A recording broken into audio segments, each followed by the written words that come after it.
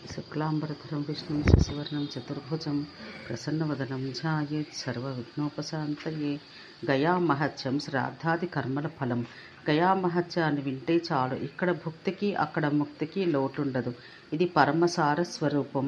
పూర్వకాలంలో గయా నామకుడగు అసురుడొకడు ఆ ప్రాంతంలో దేవతలను దగ్ధం చేయడానికేమో అన్నట్టు ఘోర తపం ఆచరించసాగాడు. లోకాల ఆ వేడికి భగభగా మండిపోసాగాయి. దేవతలు విష్ణువును ఆశ్రయించగా ఆయన ఆ దానవుడు తపస్సులో లేని విరామ సమయంలో గదాధరుడై వచ్చి వారిని సంహరించాడు. ఆ గయాసురుని అద్భుత తపశ్శక్తి వల్ల అది గొప్ప పుణ్యక్షేత్రమైంది. స్వయంగా శ్రీ మహావిష్ణువే గదాధారియే అక్కడ నివసిస్తూ అక్కడికి ఏతించిన వారికి ముక్తిని ప్రసాదిస్తాడు. గయాసురుని విశుద్ధ దేహంలోనికి త్రిమూర్తులు ప్రవేశించి అతని జన్మని అతని పేరిట తామే వలయించిన గయని మరింత పవిత్రం చేశారు. ఈతని దేహమే ఈ పుణ్యక్షేత్ర రూపంలో ఉంటుంది. ఇక్కడ భక్తి పురస్సరంగా స్నాన యజ్ఞ శ్రాద్ధ పిండ దానాది కర్మలు చేయువారు నరకానికి వెళ్లరు. పైగా స్వర్గం కానీ బ్రహ్మలోకం కానీ చేరుకుంటారని శ్రీ మహావిష్ణువు కట్టడి చేశాడు. సాక్షాత్తు బ్రహ్మదేవుడే ఈ గయాతీర్థం సర్వశ్రేష్టమనే జ్ఞానం కలిగి ఇక్కడొక యజ్ఞం చేశాడు. దాని నిర్వహణలో తనకు సాయపడిన ఋత్విక్కులైన బ్రాహ్మణులను ఆయనే స్వయంగా పూజించాడు.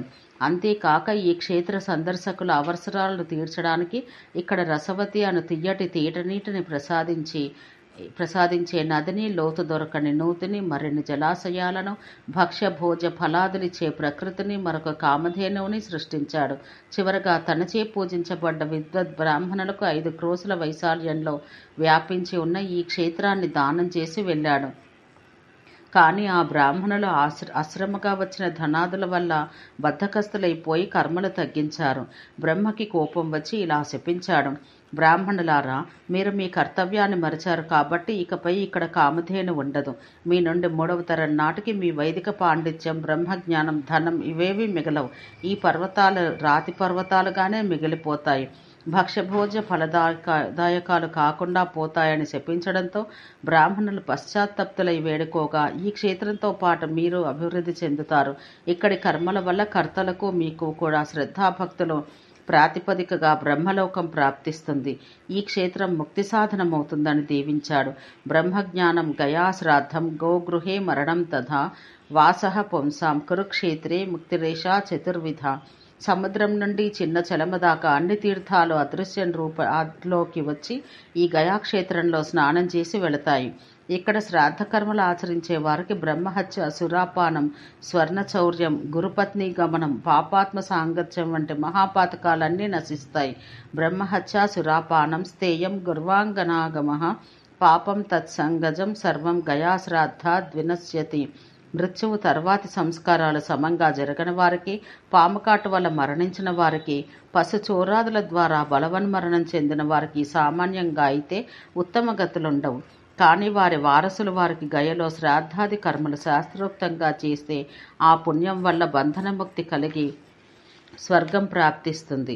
గయలో పిండ ప్రదానం ద్వారా కలిగే సత్ఫలితాలు 100 కోట్ల సంవత్సరాలు చెప్పినా తరగవు. కీకట దేశంలో గయ పుణ్యశాలి. అలాగే వనాల్లో రాజగృహం, భూముల్లో నదీ జలాలతో తడిసేని పరమశ్రేష్టాలు. గయకు తూర్పున ముండపృష్ఠ తీర్థం ఉంది. అది నలుదిక్కలా విస్తరించి ఉంది. దాని విస్తృతి 1.5 క్రోసులు. గయాశిరం 1 కోసు పరిమాణంలో ఉన్నాయి. ఇక్కడ పిండదానం చేసిన వానికి పితరులు శాశ్వత తృప్తిని అందుతారు. పంచక్రోశం గయాక్షేత్రం, క్రోశమేకం గయాశిరః తత్ర పిండ ప్రదానేన తృప్తిర్భవతి శాశ్వతి. విష్ణుపర్వతి నుండి ఉత్తర మానసం దాకా గల భాగాన్ని గయాశిరం అంటారు. దాన్నే ఫల్గుతీర్థమని వ్యవహరిస్తారు. ఇక్కడ పిండ ప్రదానం పొందిన పితరులకు పరమగతి ప్రాప్తిస్తుంది. గయకి వచ్చినంతనే వ్యక్తి పితృణ ముక్తుడవుతాడు. గయాగమన మాత్రేణ పితృణ మన్రునో భవేత్. ఈ పవిత్ర క్షేత్రంలో సాక్షాన్ మహావిష్ణువే పితృదేవతల రూపంలో విహరిస్తాడు. పుండరీకాక్షుడు జనార్దనుడైన ఆ భగవన్మూర్తిని దర్శించినంతనే వ్యక్తులు రుణత్రయ, దేవభూత, ఋషి రుణ విముక్తులవుతారు. గయ సింహద్వారానికి నమస్కరించిన, రుద్రకాళేశ్వర కేదారనాథుడు దర్శించిన మనిషి భూత అతిథి రుణ విముక్తుడవుతాడు. అక్కడ పితామహుడైన బ్రహ్మని దర్శిస్తే పాప విముక్తి, ప్రపితామహుని దర్శిస్తే అనామయ లౌక్య ప్రాప్తి కలుగుతాయి. అలాగే గదాధరుడైన విష్ణుమూర్తికి ప్రణామం చేస్తే పునర్జన్మ లేకుండా మోక్షమే ప్రాప్తిస్తుంది. అక్కడి మౌనాదిత్య కనకార్క మహాత్ములను గురించి దర్శించి బ్రహ్మను పూజించిన వారికి బ్రహ్మలోకం ప్రాప్తిస్తుంది. మౌనధారణ ఇక్కడి పూజా నియమాల్లో ఒకటి. ఇక్కడ ప్రాతకాలమే లేచి స్నానాధికారం ముగించి సూర్యునిలో గాయత్రిని దర్శించి విధి విధానాలతో పూర్వ సంధ్యను సంపన్నం చేసిన వారికి అన్ని వేదాలు చదివిన పుణ్యం లభిస్తుంది. అలాగే మధ్యాహ్నం సావిత్రిని సంధ్యను పద్ధతి ప్రకారం ఉపాసించిన వారికి యజ్ఞం చేసిన ఫలం వస్తుంది. సాయంత్రం సూర్యశక్తి సరస్వతిని జపించి దర్శించి సంధ్య వార్చిన వారికి ఉత్తమ దానాలిచ్చిన పుణ్యం లభిస్తుంది. గయలో ఒక పర్వతంపై పరమశివుడు వెలిసి ఉన్నాడు. ఆయన్ని దర్శించిన వారికి పితృణ విముక్తి లభిస్తుంది. అక్కడి ధర్మారణ్యంలో కొలువు తీరిన యమధర్మరాజును దర్శిస్తే అన్ని రుణాలు తీరిపోతాయి. అలాగే ఘృద్రేశ్వర మహాదేవుని దర్శించిన వారికి అన్ని బంధనాలు తొలగుతాయి. ధేనువనం అను పేరు గల మహాతీర్థంలో ధేను దర్శనం చేసిన వారి పితరులకు స్వర్గలోకం ప్రాప్తిస్తుంది. ప్రభాస తీర్థంలో ప్రభాసేశ్వర నామంతో వేంచేసి ఉన్న పరమశివుని దర్శించిన వారు పరమగతి పొందగలరు. కోటీశ్వర అశ్వమేధ తీర్థాలు దర్శించిన వారికి రుణాలు పోతాయి. అలాగే స్వర్గద్వారేశ్వర దర్శనం సర్వబంధ విముక్తకం. ఇక్కడి ధర్మారణ్యంలో ఉన్న గదాలలో తీర్థాన్ని అక్కడ కొలువున రామేశ్వర స్వామిని దర్శించిన వారికి స్వర్గప్రాప్తి ఉంటుంది. పక్కనే కొలువైన బ్రహ్మేశ్వర స్వామిని సేవించిన వారికి బ్రహ్మహత్యా పాతకం నుండి విముక్తి లభిస్తుంది. గయలోనే ముండపృష్ఠ తీర్థంలో వెలిసిన మహాచండీదేవిని దర్శించిన వారి అన్ని వాంఛలు నెరవేరుతాయి. ఫల్గు తీర్థంలో ఫల్గుస్వామి, చండీ, గౌరీ, మంగళ, గోమక, గోపతి, అంగారేశ్వర, సిద్ధేశ్వర, గజస్వామి, గయాదిత్య, మార్కండేయేశ్వర భగవాన్లు వెలిసి ఉన్నారు. వీరి దర్శనం పితృణ భంజకం. అలాగే ఫల్గు తీర్థంలో స్నానం చేసి అక్కడున్న గదాధర స్వామిని దర్శించిన వారు పితరుల రుణం నుండి విడుపబడతారు. భూమిపై ఉన్న అన్ని తీర్థాలు, సముద్రాలు, సరోవరాలు ప్రతిదినం వచ్చి ఫల్గు తీర్థాన్ని దర్శించి వెళతాయి. మొత్తం భూలోకంలో గయలో గయాసిరం, ఆసిరంలో ఫల్గు తీర్థం శ్రేష్ఠ భాగాలు. పృథివ్యాం యాని తీర్థాని ఏ సముద్రాః సరాంసి చ ఫల్గు తీర్థం గమిష్యంతి వారమేకం దినే దినే పృథివ్యాం చ గయా పుణ్యా గయాయాం చ గయాసిరః శ్రేష్టం తథా ఫల్గుతీర్థం తన్ముఖంచ శిరశ్చహి. దీనికి ఉత్తరాన కనకానది పారుతోంది. దాని మధ్య భాగంలో ఉన్న నాభి తీర్థానికి దగ్గరగా బ్రహ్మ సదస్తీర్థం నెలకొని ఉంది. అది తనలో భక్తి శ్రద్ధలతో స్నానం చేసిన వారిని బ్రహ్మలోకానికి పంపగలదు. ఆ ప్రాంతంలోనే గల హంసతీర్థ స్నానం సర్వపాప వినాశకరం. కోటి తీర్థం, గయాలోలం, వైతరణి, ఇంకా గోమక తీర్థం. ఈ తీర్థాల్లో పితరులకు తర్పణాలిచ్చి శ్రాద్ధాలు పెట్టినవాడు తనతో పాటు తన 21 తరాల వారికి బ్రహ్మలోక ప్రాప్తిని కలిగించగలడు. బ్రహ్మతీర్థ, రామతీర్థ, అగ్నితీర్థ, రామహ్రాదిని తీర్థాల్లో శ్రాద్ధం పెట్టిన వాని పితరులు బ్రహ్మలోకానికి వెళతారు. ఉత్తర మానసీ తీర్థంలో శ్రాద్ధ కర్మలు చేసిన వారికి పునర్జన్మ ఉండదు. దక్షిణ మానసీ తీర్థం బ్రహ్మలోక ప్రదాయకం. స్వర్గద్వార తీర్థము అంతే. భీష్మ పర్వతంపై శ్రాద్ధ కర్మలు పొందిన వారు నరకాన్ని సులభంగా దాటిపోతారు. ఘృద్రేశ్వర తీర్థమందు పెట్టబడు శ్రాద్ధం పితృణ ముక్తిదం. ధేనుకారణ్యంలో శ్రాద్ధం పెట్టి తిలధేనువును దానం చేసి మరలా స్నానం ఆచరించి అక్కడ వెలసిన ధేనుమూర్తిని దర్శించిన వాడు నిస్సందేహంగా తన పితృజనులను బ్రహ్మలోకానికి చేర్చగలడు. ఇంద్ర, వాసవ, రామ, వైష్ణవ, మహానది తీర్థాల్లో శ్రాద్ధానికి అదే ఫలం. సూర్యోత్పన్న శక్తులైన గాయత్రి, సావిత్రి, సరస్వతుల పేరుట వెలసిన తీర్థాల్లో స్నానాలు, తర్పణాలు, శ్రాద్ధ కర్మలు, సంధ్యావందనాలు చేసినవాడు తన 101 తరాల పితరులను బ్రహ్మలోకానికి కొనుపోగలడు. ఇక్కడి బ్రహ్మయోని తీర్థం మిక్కిలి ప్రత్యేకత గలది. ప్రశాంత మనస్కులై పితరులని ఏకాగ్ర చిత్తంతో ధ్యానిస్తూ ఈ తీర్థాన్ని నియమానుసారం దాటి పితృగణాలకు, దేవతలకు తర్పణలిచ్చిన వారికి పునర్జన్మ ఉండదు. కాకజంఘా తీర్థంలో తర్పణలు అందుకున్న పితరులకు అక్షయ తృప్తి కలుగుతుంది. ధర్మారణ్య మతంగవాపి తీర్థాల్లో శ్రాద్ధాలు పెట్టిన మనుషునికి స్వర్గలోకం ప్రాప్తిస్తుంది. ధర్మకూప తీర్థాలలో చేసే కర్మలకు పితృణ విముక్తి కలుగుతుంది. ఇక్కడి శ్రాద్ధాది కృత్యాలను ఈ మంత్రం చదువుతూ చెయ్యాలి. ప్రమాణం దేవతాః సంతులోక పాలశ్చ సాక్షిణః మయా గచ్చ మతంగేస్మిన్ పితॄణం నిష్కృతి కృత.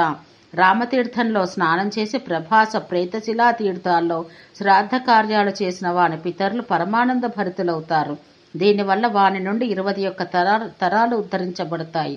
అలాగే ముండపృష్ఠాది తీర్థాల్లో కూడా ఈ కార్యక్రమం గావించిన వారికి బ్రహ్మలోకానికి తమ పితరులను కొనిపోయే శక్తి కలుగుతుంది. గయా క్షేత్రంలో తీర్థం కాని చోటు లేదు. అక్షయ ఫలాలు, బ్రహ్మలోక ప్రాప్తి అడుగడుగునా లభింపచేసే పుణ్యస్థాన సముదాయం గయా. గయాయాం నహి తత్ స్థానం యత్ర తీర్థం న విద్యతే పంచక్రోశో గయాక్షేత్రే యత్ర తత్ర తు పిండదః అక్షయం ఫలమాప్నోతి బ్రహ్మలోకం నయేత్ పితృన్. స్వపిండాన్ని జనార్దనుని చేతిలో పెడుతూ ఈ మంత్రం పఠించాలి. ఏష పిండో మయా దత్తస్తవ హస్తే జనార్దన పరలోకం గతే మోక్షమక్షయముపతిష్ఠితాం. గయాక్షేత్రంలో నెలకొని ఉన్న ధర్మపృష్ఠ, బ్రహ్మసర, గయాశీర్ష, అక్షయ వటతీర్థాల్లో పితరుల కోసం చేసే కర్మలన్నీ అక్షయ ఫలదాయకాలవుతాయి. ధర్మారణ్య, ధర్మపృష్ఠ, ధేనుకారణ్య తీర్థాలు దర్శించిన వ్యక్తి తన 20 తరాలు ఉద్ధరించగలడు. ఇక్కడి మహానది యొక్క పశ్చిమ భాగాన్ని బ్రహ్మారణ్యం అంటారు. దానికి తూర్పులో బ్రహ్మసదం, నాగాద్రి పర్వతం, భరతాశ్రమం ఉన్నాయి. భరతాశ్రమంలోనూ మతంగ పర్వతం పైన పితృకర్మలు చెయ్యాలి. గయాశీర్ష తీర్థానికి దక్షిణంలోనూ, మహానదీ తీర్థానికి పశ్చిమంగానూ చెంపకవనం ఒకటుంది. అందులో పాండుశిల అనే తీర్థం ఉంది. ఆ తీర్థంలో తదేనాడు పెట్టే శ్రాద్ధం పరమ ప్రశస్తం. ఆ తీర్థానికి దగ్గరలో నిశ్చిరామండలం, మహాహ్రద, కౌశికీ ఆశ్రమాలున్నాయి. ఈ పవిత్ర తీర్థాల్లో చేయబడి శ్రాద్ధ కర్మలు అక్షయ ఫలితాన్నిస్తాయి. వైతర్ణి నదికి ఉత్తరంలో తృతీయ అను పేరుగల జలాశయం ఒకటి ఉంది. అక్కడే క్రౌంచ పక్షులు నివసిస్తాయి. ఇక్కడ శ్రాద్ధం పెట్టేవానికి పితరులకు స్వర్గం లభిస్తుంది. క్రౌంచపద తీర్థానికి ఉత్తరంలో నిశ్చిరా నామంతో ప్రసిద్ధమైన జలాశయం ఉంది. అక్కడికి వెళ్లి పిండ ప్రదానం ఒక్కమారు చేసినా వానికి జీవితంలో ఒక దుర్లభమైనది ఏదీ ఇక ఉండదు. ఇక నివాసం చేస్తూ అక్కడే ఉండేవారెంత పుణ్యశాలలో కదా. మహానది నీటిని స్పృశిస్తూ పితృదేవతలకి తర్పణాలిచ్చిన వానికి అక్షయ లోకాల ప్రాప్తి కలుగుతుంది. కుటుంబము ఉద్ధరించబడుతుంది. ఇక సావిత్రి తీర్థంలో ఒకమారు సంధ్యావందనం చేసిన వానికి 12 ఏళ్లు సంధ్యవార్చిన పుణ్యం దక్కుతుంది. 1 మాసం అనగా 2 పక్షాల పూర్తిగా గయలో నివసించి పితృకార్యాలు సంపన్నం చేయవాడు తప్పక తనతో పాటు 7 తరాల వారిని ఉద్ధరించగలడు. ఇక్కడి ముండపృష్ఠ, అరవింద పర్వత, క్రౌంచపాద తీర్థాలు సేవించిన వారి పాపాలన్నీ నశిస్తాయి. గ్రహణాలలోనూ మకర సంక్రాంతి నాడు గయలో ఉండి పిండ ప్రదానం చేస్తే వచ్చే ఫలితం ఎంత గొప్పదంటే దాన్ని 3 లోకాల్లోనూ ఎవరు ఎప్పుడూ పొంది ఉండరు. ఇది అతి దుర్లభం.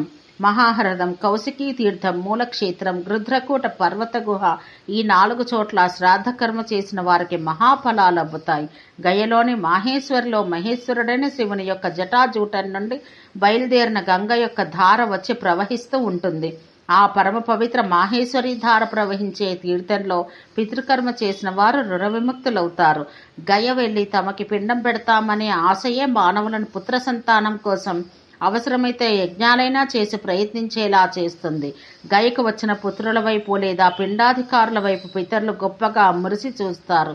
ఇక మనకి నరక భయం లేదనే ధీమా వారి మనసంతటా నిండి ఉంటుంది.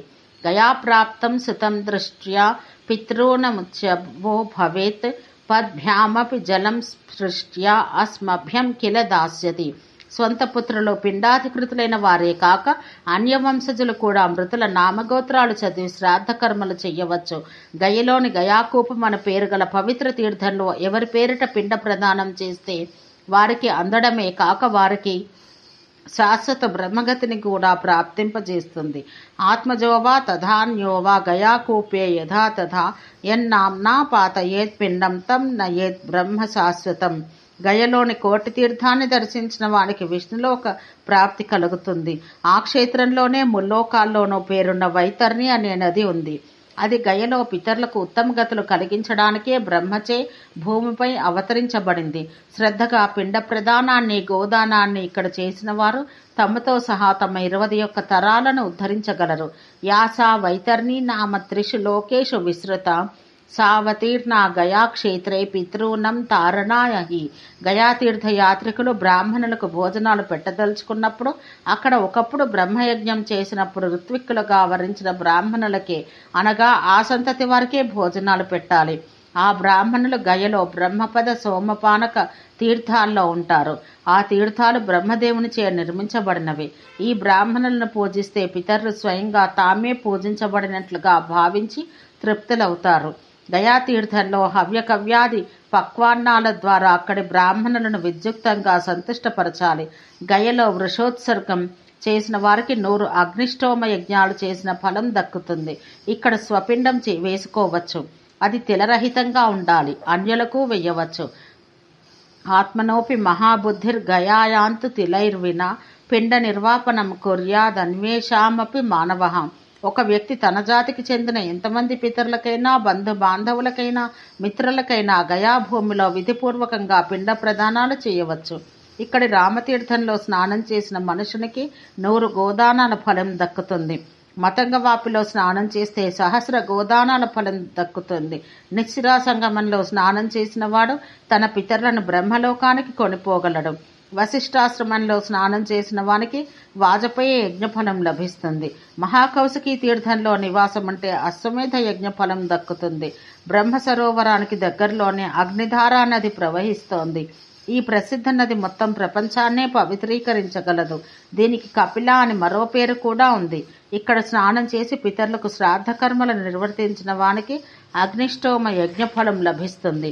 కుమారధారలో శ్రాద్ధకర్మ చేసిన వానికి అశ్వమేధ యాగ ఫలం దక్కుతుంది. అక్కడ వెలిసిన కుమారదేవుని దర్శించి పూజించి ప్రణామ నివేదనలు చేసిన వారికి మోక్షం లభిస్తుంది. సోమకొండ తీర్థంలో స్నానం చేస్తే సోమలోక నివాసం అబ్బుతుంది. సంవర్తవాపి అను తీర్థంలో స్నానమాచరించి పిండదానాలు చేసిన వారు సర్వ సౌభాగ్య ప్రాప్తి నందుతారు. ప్రేతకొండ తీర్థంలో పిండ ప్రదానం చేసిన వారికి అన్ని పాపాల నుండి విముక్తి కలుగుతుంది. దేవనది, లేలహాన, మదన, జానుగర్తకాది ఇతర గయాంతర్గత తీర్థాలలో పిండ ప్రదానం కూడా పితరులను ప్రీతులను చేస్తుంది. అలాగే ఇక్కడి వశిష్ఠేశ్వరాది దేవతలను శాస్త్రోక్తంగా పూజించి ప్రణామం చేసిన ప్రాణుల రుణాలన్నీ తీరిపోతాయి. ఓం శాంతి శాంతి శాంతి.